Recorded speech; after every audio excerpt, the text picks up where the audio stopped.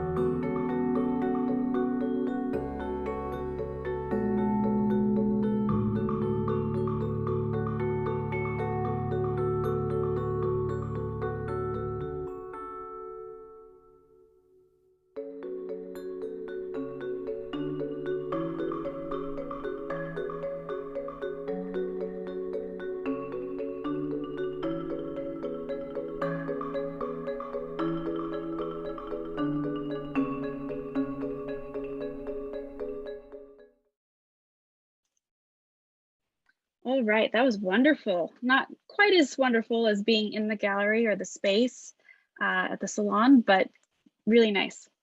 So I would like to now invite the artists to speak about their work.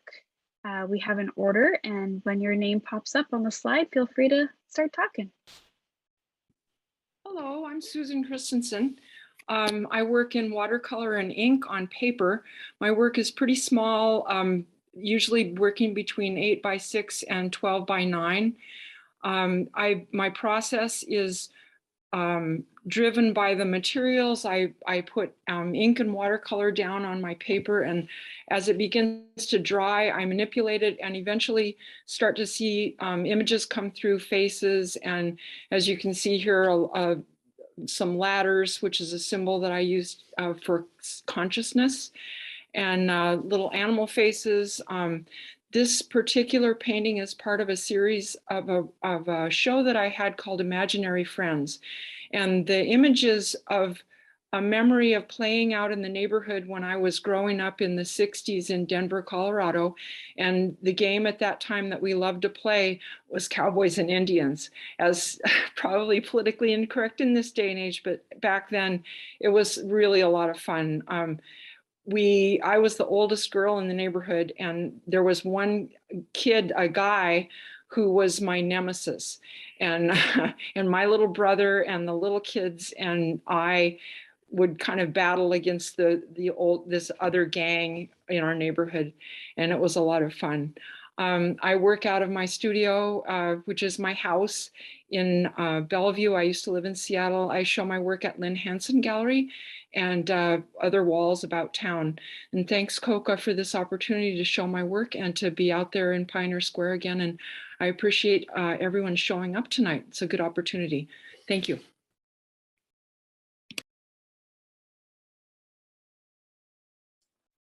Hello, I am Karen Johansen, and I am an artist who works in cyanotypes. Cyanotypes were the original process used for blueprints, and they've now been adopted by a lot of fine art photographers like myself to create their work. The imagery that you see within my cyanotypes, they're a continuation of a decades-long practice of capturing urban themes, everything from graffiti and body art to architectural elements and well-designed signage. And so what you see here, where you see kind of the streaks, those are brush strokes that I use to apply chemistry in a way that mirrors what's going on in the original image that I captured, but leaving some negative space to kind of, I don't know, to tell a different story than the original image did. And this particular one, I've created several works out of it. It also involved layering negatives in the process. So you're not seeing just one image, you're seeing multiple ones. And I have shown throughout the Pacific Northwest, and you can find my work either at KarenJohansenArt.com or my Instagram, Karen Johansen Fine Art. Thank you.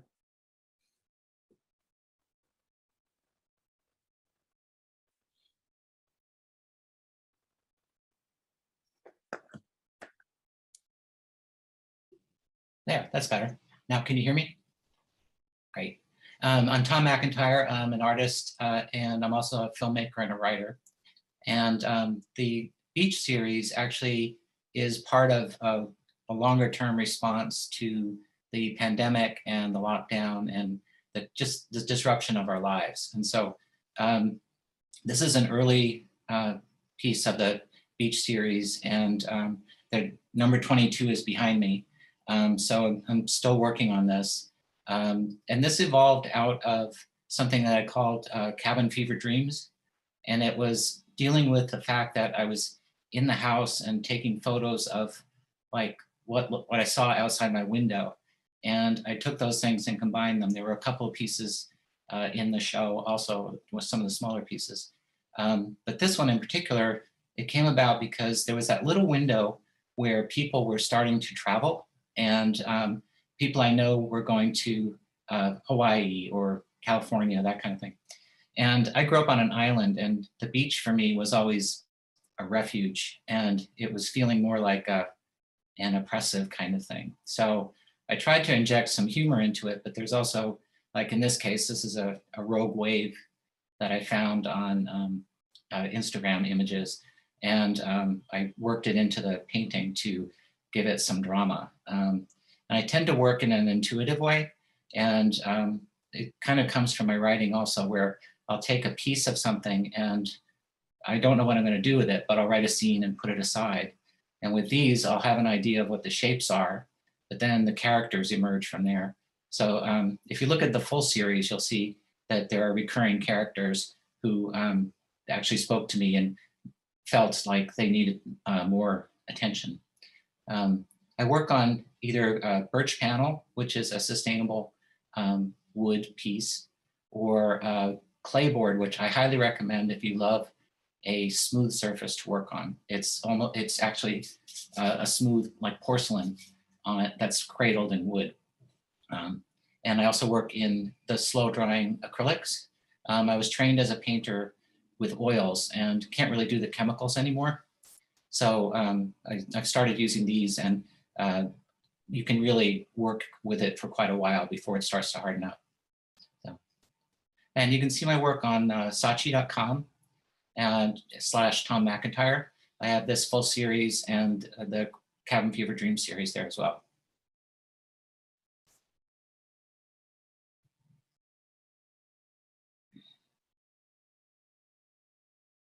Judy, you're muted. I just noticed that. Hi, can you hear me now?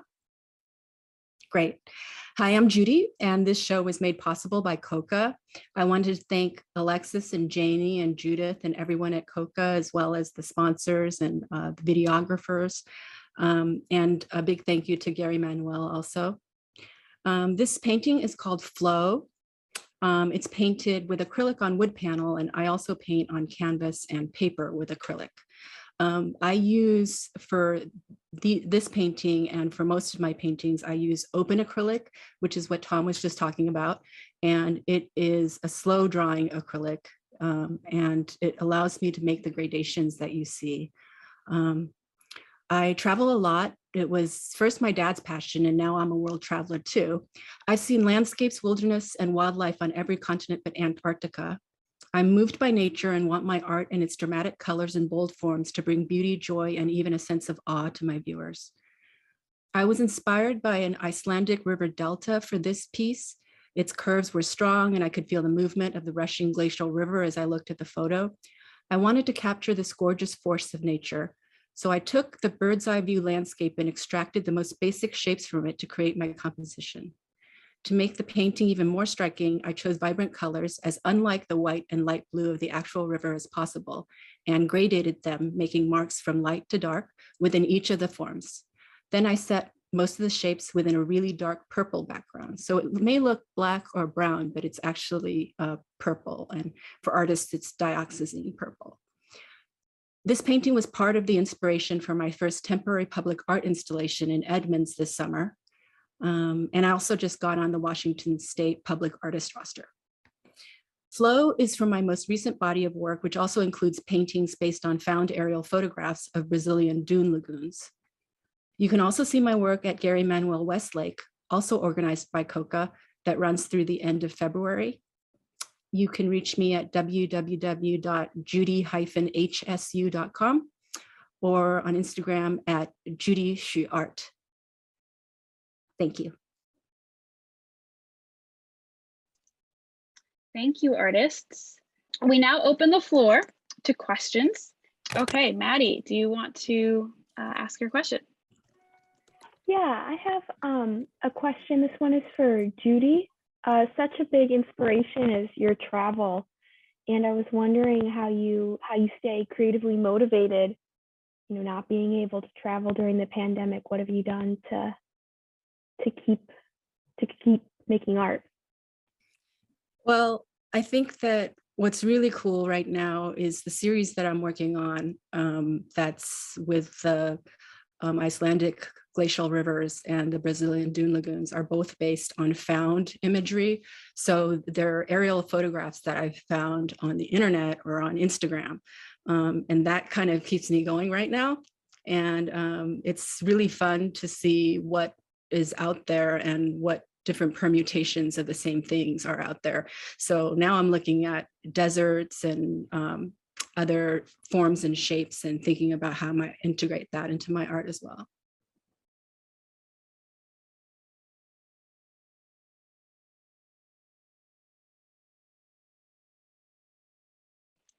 Ami, go ahead. Hi, this question is for Judy as well.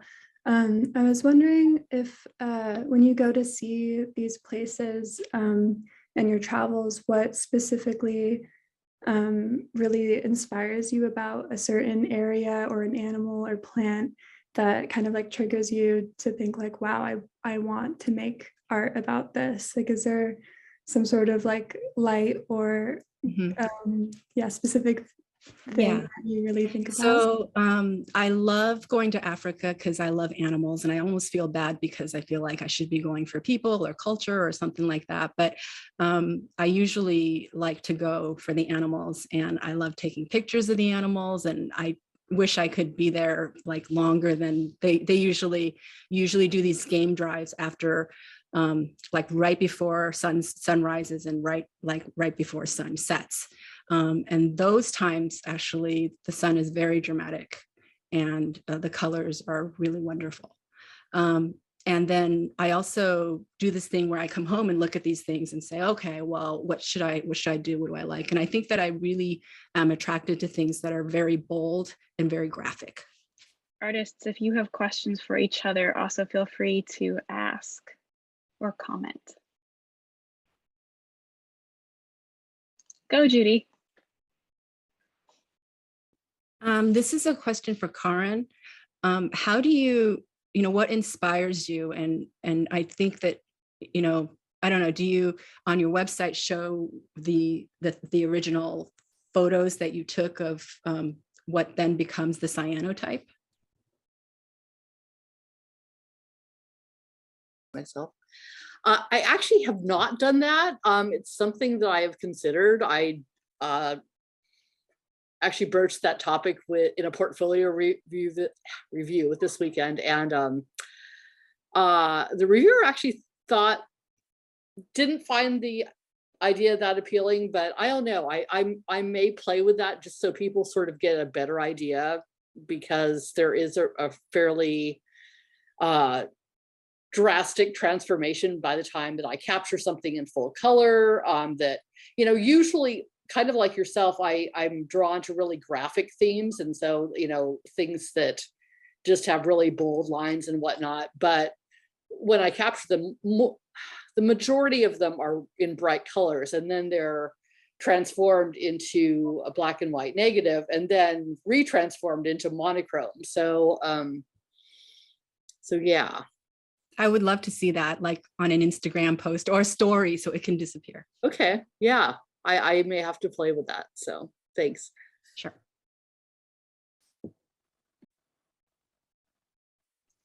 Okay, I actually have some questions from interns that were not able to make it tonight. In what ways has the pandemic aided or hindered your creativity? That was a question that Maddie asked, but let's throw that off to, I don't know, Susan, Karen, or Tom, if you want to talk about that.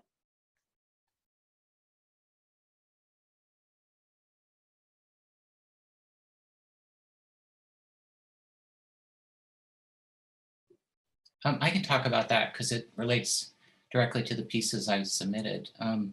It's actually helped in a way because it's, a friend of mine told me it gives you the opportunity to say no. So instead of your day being busy with things that may not be working on your creativity, you can just say, oh, sorry, pandemic, and then go hide and paint for a while. So it's actually helped me, although it's, I think it pushes the work in a direction for me that it's almost like you're doing the same thing over and over again. There's it is Groundhog Day. It's this idea that you're still working on and processing this thing that just doesn't seem to end. So. I'll jump in. I work out of my head and intuitively, as Tom has mentioned. And I found that during the lockdown, some of my images, the stories became very dark. And part of that was what was going on with the smoke from the wildfires at the time, and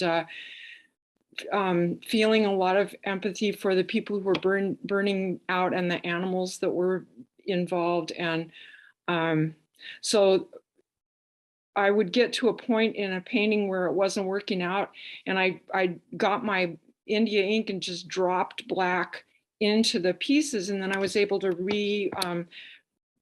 bring the characters out of that darkness, but they remained pretty dark in theme. And my work, I like to, I think part of my purpose as an artist is to kind of keep on the sunny side, give people a sense of joy, a sense of their own creativity when they look at my work and find their own stories in it. Yeah, so that was the pandemic. That is the pandemic for me, a little bit dark.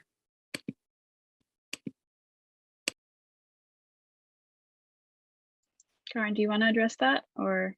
On the one hand, I was less able to go out and capture new images for inspiration, but at the same time, the whole pandemic has really lent itself, I guess, or given us space to do a lot of self-exploration and kind of reassess where we're going with our art and our life and everything else. So that's probably the biggest opportunity, I guess, I got out of an otherwise potentially negative scenario. So.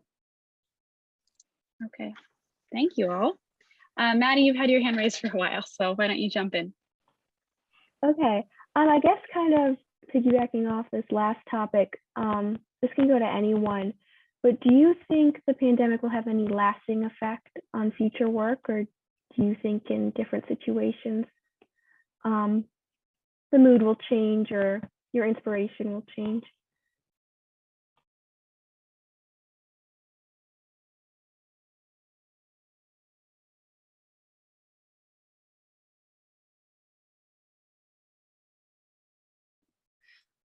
I think that for me, the pandemic hasn't really changed the way I see colors or the way I see beauty or the way I see nature.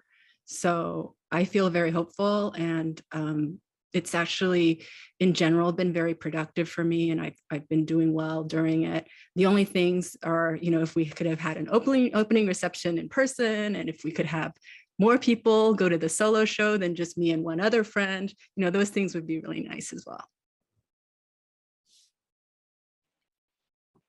Thank you. Anybody else want to respond to Maddie? Go ahead, Tom. For me, it's part of the story long term. So it's not like it'll go away, but there'll be a new chapter to the story that will be different. And so, but it still informs it.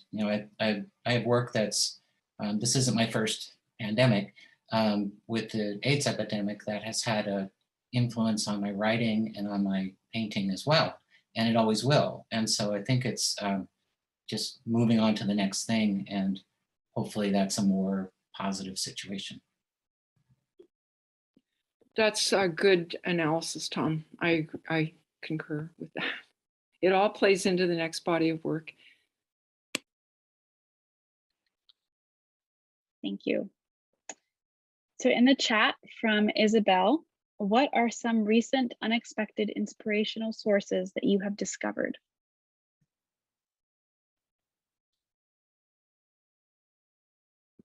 So when I work with plants, I usually work with live plants.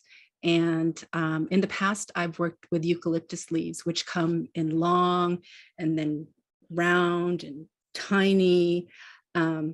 And I've been seeing them at Metropolitan Market when I shop there. And it's been I've been thinking about it a lot and talking to my colleagues, and they're like, well, why don't you just buy it? And just have it around and have it inspire you. So I still haven't done it, but it's on my list of things to do. I've been interested in trees for a long time, and right now I'm listening to a book called The Heartbeat of Trees by Peter Wolleben, and the just beginning some research on the interconnectedness of trees and how beneath the ground they're all talking to each other. And I think it was in the Lord of the Rings with the Ents, right? The tree spirits. So I think that's kind of where my work is going. I've been working with a lot of faces and hands and people kind of spirits in my paintings, but the last one I finished last night, there's 3 trees and they are the lead characters, and the moon is up behind them, but she's pretty small. So I think these trees are coming up for me, and by way of pointing to interconnectedness, not just between the trees, but with all sentient beings. I've been watching if you have Amazon Prime, they have the Portrait Artist of the Year and the Landscape Artist of the Year series. And the thing I've been really enjoying about it is you can see people from start to finish on what they do and how they do it.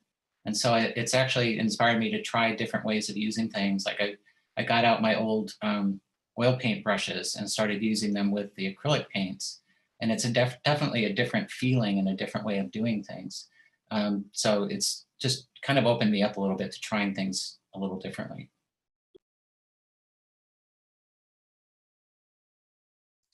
One of my recent unexpected inspirations was going to the Oregon coast, and love the beach. I've always found it a place of calm and everything, but it's very, very different from the kind of sort of chaotic, busy urban environments that are usually the inspiration for my work. And I actually captured some images of seaweed and created some new cyanotypes from those. And it was interesting to me that despite these really disparate sorts of inspiration, that I still had the same, I was still able to kind of get the same sense of movement, and with my brush strokes integrated with those negatives as I get in the, using more urban inspiration. So. Thank you. So if nobody has an immediate question, I have a question from another gallery steward intern named Haley. She would like to know, and this is directed to all of you or whoever would like to speak, how your art has changed from your first piece to whatever piece you consider to be the most recent.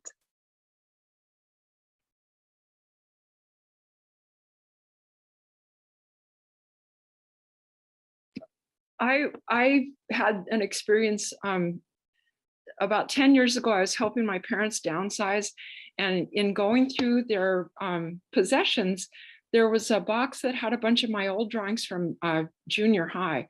And I decided to be an artist when I was right at 7th grade. I took my first art class and abandoned the idea of medical school to become a painter.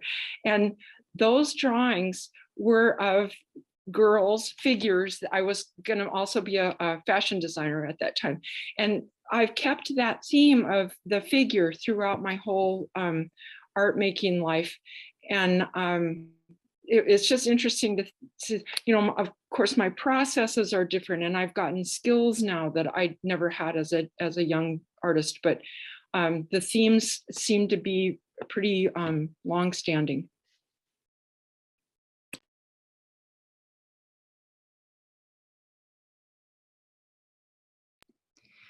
I think my first painting, I can remember it being like lavender, purple, very light.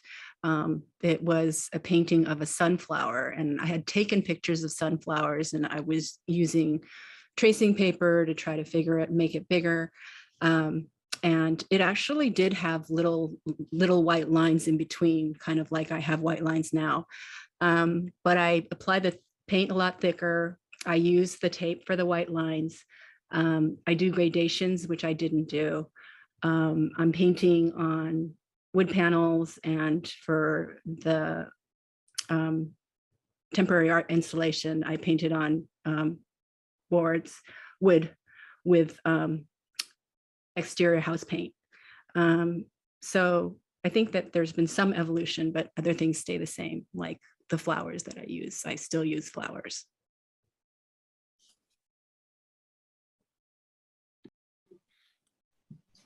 So for me, I actually returned to doing fine artwork more as a primary focus of my photography about 2.5 years ago. And so there had been a long gap in which I was doing commercial photography, doing action sports and music and all sorts of different things that have some of the same sense of movement that you see in my otherwise still fine artwork. But I was just looking at some old prints and negatives from my early days as a photographer and remembering how focused I was on architectural images there. And I had completely stepped away from that for pretty much most of my commercial career. But cyanotypes seem to be bringing me back in that same sort of direction. So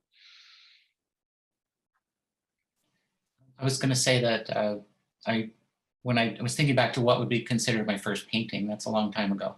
But before I went to art school, I was doing abstract watercolors. And I think the thing that has stayed with me over that time is my use of color. I really like vibrant color, contrasting color.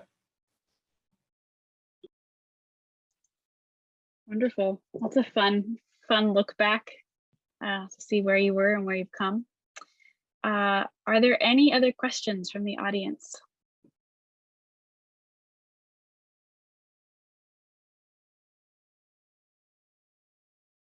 Okay. So I want to thank everyone again for being here. Thank you, artists. We really appreciate your words, your thoughts, and of course, your beautiful artwork. Before we wrap up this evening, I want to remind everyone again that Judy's show goes to the end of February, so please go see it. And our next ShowWalls will open in March, so keep an eye out for additional information. Also, if you are a current artist member or know one, we are looking for more member artists for the rest of the year for the ShowWalls program in the Pioneer Square location. So if you are interested, please email me. And then don't forget to see our current members exhibition, Toward Resilience, on view through February 12th, 2022. The gallery is open Thursday through Saturday from 11 to 4. And the next CoCA exhibition, A Convergence of Marks, is in partnership with Onyx Collective, and we will open on March 3rd. So come see us on our first Thursday from 5 to 8 p.m. That is in person. And then of course, visit the CoCA YouTube channel for more artist tours and artist talks. That is where the video you saw at the beginning of this presentation lives, as well as the CoCA website for the most up-to-date information about exhibitions and programs. So we want to thank you. Thank you for doing this virtually, and have a wonderful evening.